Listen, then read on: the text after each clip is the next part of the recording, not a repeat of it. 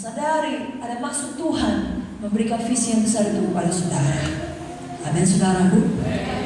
Tapi kita juga mau belajar sedikit mengenai Yusuf ini dengan mimpinya yang besar. Kita tahu pada waktu setelah Yusuf menerima mimpi yang besar itu, maka tidak langsung jadi besoknya dia menerimanya.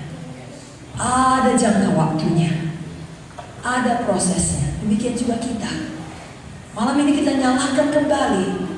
Tapi kalau minggu depan gak langsung digenapi, dan kami pun pulang pada hari Sabtu, jangan lagi renung. Sama seperti kisah Yusuf punya happy ending, saudara pun punya happy ending. Saudara adalah pemenang karena lebih dari orang-orang yang lain.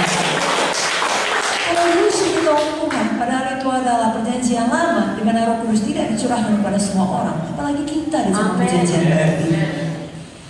Saudaraku, Yusuf mengalami banyak proses, banyak bentukan.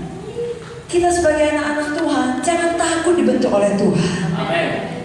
Demi mencapai visi yang besar itu, karakter kita harus sebanding. Itu sebabnya diizinkan Tuhan kita mengalami bentukan. Bayangkan kalau anak kecil menerima warisan 1 miliar dan diberikan begitu saja tanpa ada perwaliannya. Maka uang 1 miliar tersebut kepada anak kecil itu tidak akan membawa kebaikan. Karena dia tidak cukup dewasa untuk memakainya. Dia tidak mengerti pun itu. Hari ini dia beli lollipop, besok es krim, besok makan Indomie, apa dia mau beli, dia beli. Lalu orang akan menipu dia, bahkan mau mencelakai dia demi merampas uangnya itu.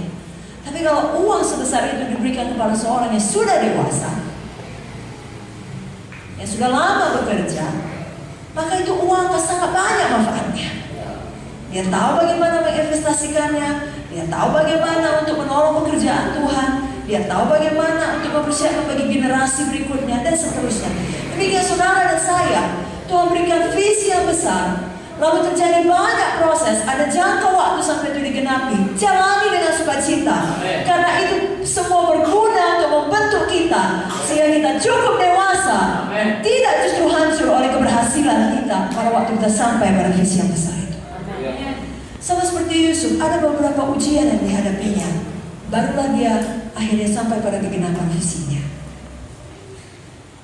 Sebenarnya tidak cukup 1 malam untuk menceritakannya, tapi saya coba singkatkan, saudaraku.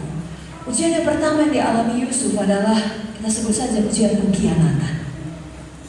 Suatu hari Yusuf disuruh ayahnya untuk melihat abang-abangnya di Sikem. Lalu dia patuh. Tapi sampai dia di Sikem, gak ada lagi mereka di sana. Sebenarnya Yusuf bisa pulang. Saking patuhnya. Saudara tahu ada ayat dalam firman, kalau orang memaksa untuk berjalan 1 mil, berjalan dengan dia 2 mil. Kira-kira begitulah Yusuf. Dia dapat info bahwasanya abangnya ada di Dotan. Demi patuh kepada ayahnya, dia pergi ke Dotan. Apakah imbalan atas kepatuhannya? Apakah dia diberkati? Tidak. Justru dari jauh abang-abangnya bermufakat membunuh dia. Dimulai dengan membuka jubah kebesaran dari bapaknya, lemparkan dia ke dalam sumur. Saya percaya semua kita tahu masuk ke sumur itu gak bahagia, walaupun itu sumur yang kering. Apalagi kalau abang-abangnya itu melakukannya dengan amarah, ya, dengan dendam, dengan rasa iri yang dahsyat.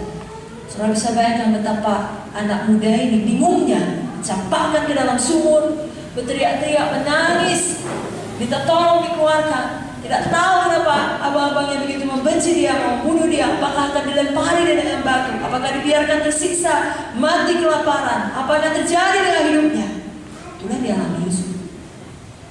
Lalu tiba-tiba diangkat dia, ditarik dari sumur, dipikirnya sudah siaplah ini bulinya. Tidak, dijual jadi budak.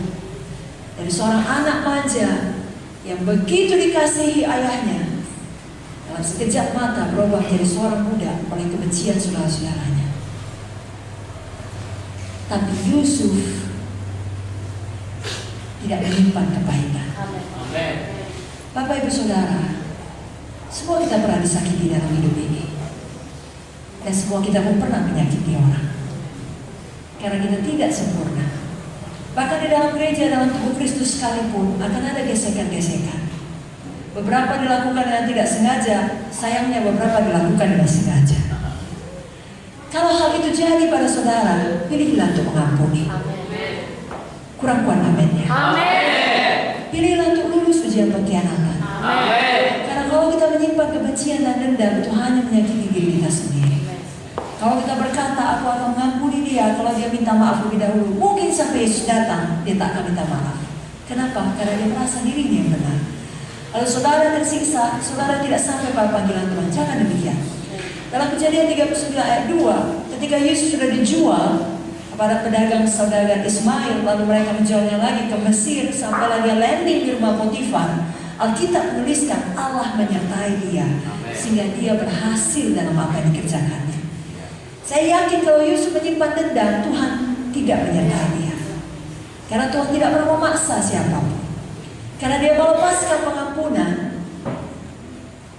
maka Tuhan dapat menyertai dia, dan dia dapat berhasil dalam pekerjaan. Apa banyak sini mau mengampuni orang-orang yang menjahatinya? Semua angkat tangan yang katakan saya. Kalaupun saudara katakan sangat berat, Tuhan mengerti. Amin saudaraku. Roh Kudus yang akan menolong saudara. Saudara merasa tidak mampu, akukan dulu dengan iman. Roh Kudus akan memimpin dan memampukan saudara. Jangan keraskan hati. Jangan biarkan akar pahit tumbuh saudaraku. Dalam buku Ibrani 12 ayat 15 katakan, jagalah supaya jangan ada seorang pun menjauhkan diri dari kasih karunia Allah, agar jangan tumbuh akar yang pahit yang menimbulkan kerusuhan dan yang mencemarkan banyak orang.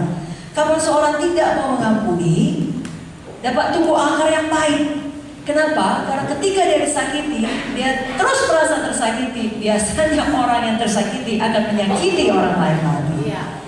Kenapa? Ada akar pahit di dalam. Biarlah saudara manis hati saudara.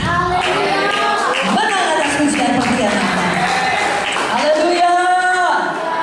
Malam hari ini izinkan kasih Tuhan mengalir deras untuk mengalahkan semua sakit hati saudara, kekecewaan saudara, segala luka hati saudara. Dia tabir dari Gilead. Dia tidak hanya menyembuhkan luka badani, dia juga menyembuhkan luka hati saudara.